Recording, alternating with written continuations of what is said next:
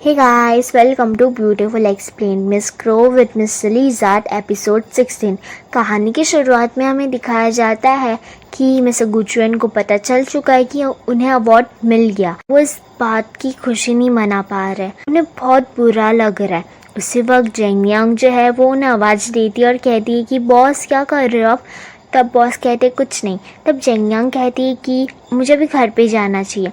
Boss कहता है कि ठीक है तुम जाओ, कल का शेड्यूल ना मैं तुम्हें बता दूंगा। उसके बाद जेंगयांग घर पे जाती है चुपचाप। उसके बाद बॉस को बहुत बुरा लगता है, उनकी आंखों में आंसू होते हैं। वो क्या सोचता है कि एक के बाद में एक प्रोजेक्ट लेता गया। मुझे लगा कि इस दुनिया में और मेरी इस जिंदगी में ना एम के साथ रहना ये ज़्यादा अच्छा होगा। विदाउट एम मेरी लाइफ यूजलेस हो जाएगी। यही सही तरीका था मुझे अलविदा कहने का खुद को। ये जिन अवार्ड तो मेरी आखिरी विश थी। और उसके बाद मिस्टर गुचुएन जो है वो अपने डेस्क पे बैठे हुए थे। जो डेस्क था उसमें बहुत सारी विश लिखी हुई थी एक पेपर पे, और फिर वो उस पेपर को जला देते हैं। नेक्स्ट डे मॉर्निंग हो जाती है। जेंगयांग जो है वो ऑफिस पहुंच जाती है। तब सब बात कर रहे थे कि बॉस को वो अवार्ड मिल गया फाइनली। तब जेंगयांग वहाँ पे पहुँचती है और पूछती है कि क्या हो रहा है। तब मैनेजर कहता है तुम्हें नहीं पता, अरे आज मॉर्निंग में मिस्टर गुचुएन को मैसेज आया कि वो अवार्ड जीत चुके हैं। और ये सुन जेंगयांग भी खुश हो जाती। उस वक्त चंद्रन भी वहाँ पे आता है। तब वो ये सब देख के कहता है कि क्या हो रहा है यहाँ पे।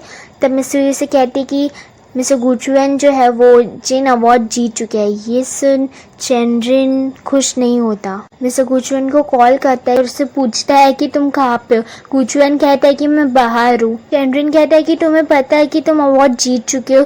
तब गुचुएन कहता है हाँ मुझे पता है। और ये सुन चंद्रन कहता है कि तुम कहाँ पे हो, मुझे अपनी लोकेशन भेजो, मैं अभी आता हूँ। तब गुचुएन मना कर देते और कहते कि मैं ऑफिस आ जाऊँगा आफ्टरनून तक। सर गुचुएन जहाँ पे थे वहाँ पे एक सेल्समैन आता है और उन्हें कहता है कि आप जो कपड़े चाहते थे वो तो बिक चुकी है। और सेल्समैन कहता है कि मैं दूसरी कोई देखता हूँ, वैसे जो डिज़ाइन था वैसे ही चाहिए। तब गुचुएन कहता है कि कोई फ़र्क नहीं पड़ता कौन सा डिज़ाइन हो अब।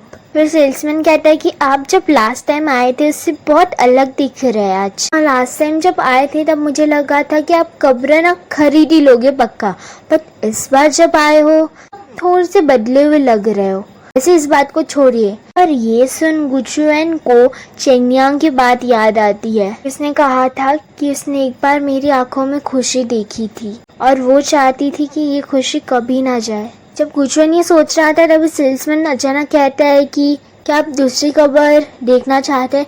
तब गुचुएन कहते हैं कि मैं बाद में देखूंगा। मिस्टर गुचुएन जो है वो कंपनी पहुंचते और जैसे वो एंटर करते सारे एम्प्लॉयज जो भी होते वो कॉन्ग्रेचुलेशंस करते हैं उन्हें और उनके पास आ जाते हैं और उन्हें फ्लावर्स देते हैं। और मैनेजर काई कहता है कि अब तो चुएन स्टूडियो एक नए लेवल पे पहुंच चुका है। सब बहुत एक्साइट होते हैं। इतने में गुचुएन कहता है कि थैंक यू एवरीवन, और ये कहकर वो वहाँ से चला जाता है अपने कैबिन काम करने के लिए। और ये देख सारे एम्प्लॉयज कहते हैं इन्हें क्या हुआ। तब चंद्रन कहता है कि जीन अवार्ड जीतना गुचुएन के लिए इतनी बड़ी बात नहीं है। और हमेशा की तरह मिस सुई कहती है कि कोई बात गुचुएन को परेशान तो नहीं कर रही है। चंद्रन कहता है कि गुचुएन तो हमेशा ऐसे ही रहता है, इसमें क्या नया है। फिर चंद्रन जो है वो मिस्टर गुचुएन के कैबिन में जाता है। तभी वो देखता है कि गुचुएन अपने ही ख्यालों में खोया हुआ है। तभी चंद्रन वहाँ पे आता है और कहता है कि कितनी बुरी बात है ना, मेरी ये प्यारी प्यारी आंखें तुम्हारे इस दिल के अंदर जाग के देख ही नहीं सकती। गुचुएन कहता है कि तुम क्या, कोई भी मेरे इस दिल के अंदर जाग के देख ही नहीं सकता। चंद्रन पूछता है क्या हुआ, आप बताओ मुझे। तब गुचुएन कहते हैं कि कुछ नहीं। चंद्रन पूछता है कि जिन अवार्ड जीतने के बाद अब तुम क्या करने वाले हो। तब गुचुएन कहता है कि मैं अपना प्लान कंटिन्यू रखूँगा जैसे मैंने सोचा था। तब चंद्रन कहता है कि हम प्लान तो कर लेते हैं बट किस्मत कुछ और ही प्लान कर रही होती है हमारे लिए। तब गुचुएन कहता है कि तुम क्या कहना चाहते हो। तब चंद्रन कहता है कि तुम वक्त के साथ बदलते गए, मैं तुम्हारा प्यारा भाई, तुम्हारा दोस्त जो तुमसे सबसे ज़्यादा प्यार करता है, तुमसे कहना चाहता हूँ कि अब समय बदल गया है, तुम्हें तुम्हारा प्लान भी बदल देना चाहिए। गुचुएन कहते हैं कि अगर मैं प्लान चेंज भी कर दूँ तो जो होने वाला है वो तो होने ही वाला है ना, अब पहले वो वक्त से क्या उसके बाद। चंद्रिन कहता है कि तुम मुझे छोड़ के चले जाओगे, अपने पेरेंट्स को भी और ये चुआन स्टूडियो को भी। एक बार जेंगयांग के बारे में भी तो सोचो ना, उसके पास डिग्री भी नहीं है और ना एक फैमिली उसकी खुद की, तुम उसे भी जाने दोगे? सोचो इस बारे में। और ये कहकर चंद्रिन वहाँ से चला जाता है। उसके बाद नेक्स्ट सीन में हमें दिखाया जाता है कि चेंगयांग जो है वो लिफ्ट का वेट कर रही है। तब मिस्टर गुचुएन वहाँ पे आते हैं और कहते हैं कि मैं आज ड्राइव करके चला जाऊंगा, तुम्हें मुझे ड्राइव करके लेके जाने की ज़रूरत नहीं है। जब वो लोग लिफ्ट में होते हैं तभी चेंगयांग मिस्टर गुचुएन को पूछती है कि बॉस आप खुश नहीं हो क्योंकि आप बहुत सारे अवार्ड जीत चुके हो इसलिए? आज पूरे दिन आप नो एक्सप्रेशन वाले फेस के साथ थे। गुचुएन कहते हैं क्या सच्ची? चेंगयांग कहते हैं कि हाँ, आप खुद को आईने में भी देखोगे ना तो आपको पता चल जाएगा। फिर जब वो लोग कंपनी के बाहर आते हैं, चेंगयांग मिस्टर गुचुएन को कहती है कि मुझे नहीं पता कि आप अपसेट क्यों है, अगर अब कोई ड्रीम पूरा हुआ है तो ये बुरी चीज़ तो हो नहीं सकती। तब मिस्टर गुचुएन कहते हैं कि अगर ये सच्ची बुरी चीज़ हुई तो? तब चेंगयांग कहती है कि ये चीज़ कैसे बुरी हो सकती है? तब मिस्टर गुचुएन कहते हैं कि जो मेरा ज़िंदगी का मकसद था मैंने वो तो पूरा कर दिया, अब मैं क्या करूं? चेंगयांग कहती है कि आप कोई दूसरा मकसद बना लीजिए ज़िंदगी का। फिर चेंगयांग कहती है कि अगर आपको मेरी एडवाइस चाहिए तो फिर मुझे बिल्कुल भी बुरा नहीं लगेगा, मैं आप पे टाइम स्पेंड कर सकती हूँ। फिर बॉस ने टैक्सी बुलाई होती है, वो आ जाती है तो वो चेंगयांग को कहते कि मैं इस बारे में मीन्स तुम्हारी एडवाइस के बारे में सोचूंगा, और फिर वो टैक्सी में बैठ के चले जाते हैं। नेक्स्ट सीन में हमें दिखाया जाता है कि गुचुएन जो है वो अपनी मॉम से वीडियो कॉल पे बात कर रहा है। तब मॉम उसे कहती है कि ऐसा क्या हुआ है कि जो मेरे बेटे को रात को जगा रहा है? गुचुएन कहता है कि मैं जिन अवार्ड जीत चुका हूँ। और ये बात बाजू में पापा खड़े होते हैं, मम्मी उनको भी बताती। तब पापा कहते हैं क्या सच्ची? अगर ये सच है तो ये अपने फेस पे एक स्माइल क्यों नहीं रखता, कि चेहरे पे खुशी क्यों नहीं दिख रही है, क्या ये सच बोल रहा है? तब मॉम कहती है कि इसने कभी हमसे झूठ बोला है क्या, वो भी इतने सीरियस मैटर पे? तब पापा कहते हैं फिर तो ये शायद मुझे देखना ही नहीं चाहता। और इसके बाद जब वो वहाँ से जा रहे होते फिर गुचुएन कहता है कि पापा, और ऐसे करके वो रुक जाते हैं। मम्मी कहती है कि रुक जाओ ना, देखो गुचुएन तुम्हारे लिए पूछ रहा है। गुचुएन पापा को कहता है कि मैं आपको ये न्यूज़ इसलिए कह रहा हूँ क्योंकि मैं बहुत खुश हूँ, बट कैमरा में देख के स्माइल करना ये थोड़ा सा अजीब लग रहा है इसलिए। उसके बाद गुचुएन मम्मी को कहता है कि मुझे माफ़ कर दो, मैंने कभी भी आपकी एडवाइस फॉलो नहीं की। आपने मुझे कहा था शादी करने को, एक फैमिली बनाने को, आपके साथ रहने को, बट मैंने कुछ भी नहीं किया। तब पापा कहते ऐसे कोई रूल्स नहीं है, बट एज अ पेरेंट्स बस हमने तुम्हें कहा था। और उसके बाद नेक्स्ट सीन में हमें दिखाया जाता है कि गुचुएन जो है वो अवार्ड के लिए तैयार हो चुका है।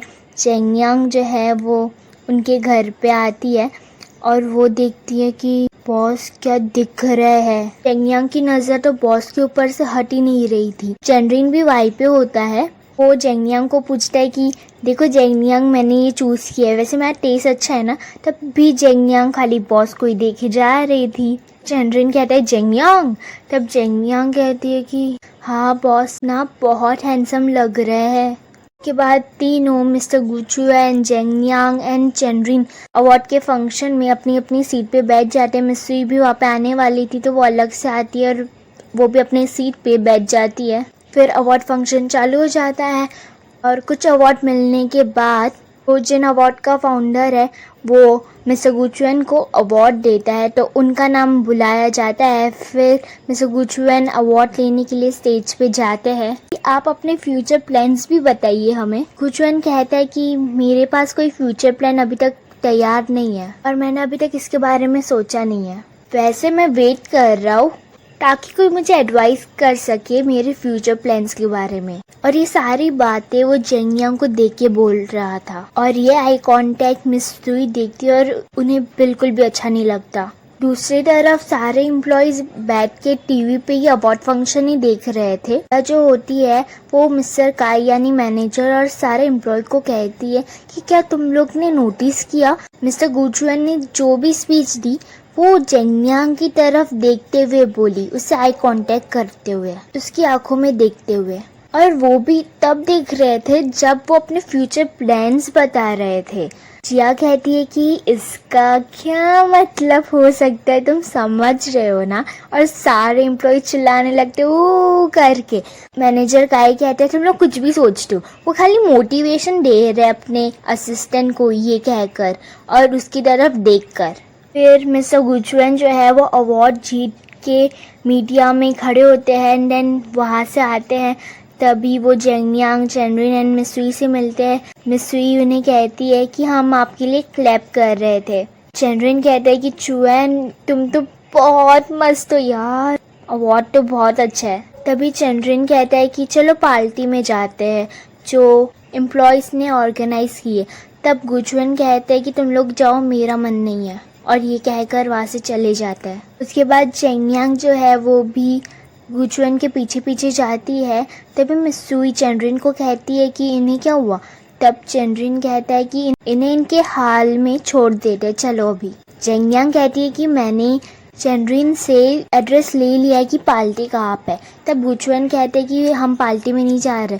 जेंगयांग कहती है कि फिर हम कहाँ पे जा रहे हैं। तभी गुचुएन कहते हैं कि ऐसी जगह जो बहुत शांति प्रिय हो। फिर मिस्टर गुचुएन और जेंगयांग जो है वो पूल के यहाँ पे खड़े थे। तब जेंगयांग पूछती है कि बॉस क्या आपको ये प्लेस पसंद है। ऐसे ये प्लेस बहुत अच्छी है प्यार को कन्फेस करने के लिए।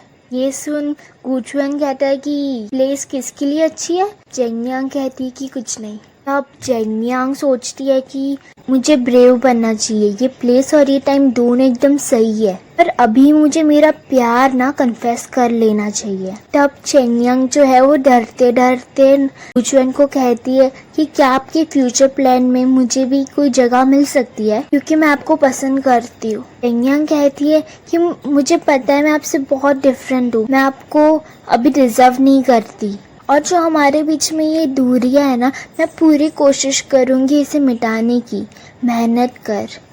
जेंगयांग इतनी नर्वस होती है कि फिर वो फुल स्पीड में बोलने लगती है। आपको हर रोज देख के ना मुझे बहुत मोटिवेशन मिलता है, मुझे ना अब समझ नहीं आ रहा कि मैं क्या करूं। फिर गुचुएन कहता है कि क्या तुम मुझे पसंद करती हो। जेंगयांग कहती है कि मैं आपको फोर्स नहीं कर रही हूँ, आप मुझे आंसर दे इस बात का।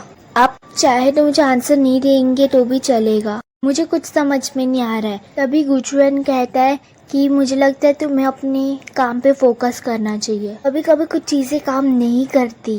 तुमने जब से कंपनी ज्वाइन की है मैंने तुम्हारा काम देखा हुआ है, तुम बहुत अच्छा कर रही हो। जेंगयांग कहती है कि काम के बारे में नहीं था। गुचुएन कहता है कि वैसे हम लेट हो रहे हैं, हमें जाना चाहिए, तुम घर चली जाओ। उसके बाद जेंगयांग वहाँ से चली जाती है। जेंगयांग घर पहुँचती है, उसकी आंटी चिप्स खा रही थी। तब जेंगयांग जो आती है उन्हें गले लग जाती है। आंटी कहती है ऐसे मुझे गले मत लगो, एक तो इतनी गर्मी है। तब आंटी कहती है कि तुम्हें क्या हुआ, थक चुकी हो आज। जेंगयांग कहती है कि काम के बारे में नहीं है, मुझे ऐसा लग रहा है कि मैंने कुछ पागलपंती की है।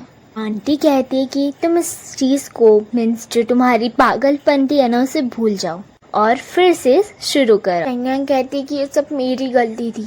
तब आंटी कहती है कि मैं तुम्हें एक एडवाइस देती हूँ, तुम कोई और जॉब क्यों नहीं ढूंढ लेती, तुम्हें मैंने कभी इस तरह थके हुए नहीं देखा। जेंगयांग कहती है कि मैं तब तक ये जॉब नहीं छोड़ूंगी जब तक बॉस मुझे निकाल नहीं देते। जेंगयांग कहती है कि मैं एक आर्किटेक्चर डिज़ाइनर बनना चाहती हूँ, मैं इसे जॉब छोड़ के चली नहीं जा सकती। तब आंटी कहती है कि इस वजह से तुम ये जॉब करना चाहती। फिर जेंगयांग जो है वो अपने रूम में चली जाती है शावर लेने। जब वो अपने रूम में पहुंचती है तब वो अपना बैग साइड में रखती है। तब वो वहाँ पे देखती है कि उसके बेड पे एक लिज़ार्ड है। उस लिज़ार्ड को देख उसे याद आता है कि ये लिज़ार्ड तो जब बॉस मेरे साथ थे तब मुझे वो स्कील रेस्टोरेंट से मिला था, और फिर वो इस लिज़ार्ड में जो मिस्टर गुचुएन की आवाज़ रिकॉर्ड थी ना वो उसे सुनती है। तुम हमेशा खुश रहो और तुम्हारे सारे सपने पूरे हो, और बार बार उसी आवाज़ को सुनती है। दूसरी तरफ जो मिस्टर गुचुएन होते हैं वो एंग्री बर्ड को लेते हैं और उसमें जो जेंगयांग की आवाज़ होती है उसे बार बार सुनते हैं, और मिस्टर गुचुएन को जेंगयांग की याद आ जाती है। गुचुएन जो है वो खुद से ही बात कर रहा है और कहता है कि अगर कोई 10 सालों से अंधेरे में रहता हो तो उस इंसान के लिए ये अंधेरा बहुत नॉर्मल हो जाता है। उसे डर नहीं लगता इस अंधेरे से, ना चिंता होती है कुछ पाने की ना खोने की। बट जब उसे लाइट फिर से दिखने लगती है थोड़ी सी भी, तब वो उस लाइट के बिना जी नहीं पाता। तो जैनिया, ऐसा नहीं है कि मैं तुम्हें सुनना नहीं चाहता, बस मेरे में इतनी हिम्मत नहीं है कि मैं तुम्हें सुन सकूं, कि मैं एक ऐसा इंसान हूँ जो नॉर्मल लाइफ नहीं जी सकता। और यहीं पे हमारा एपिसोड ख़त्म होता है।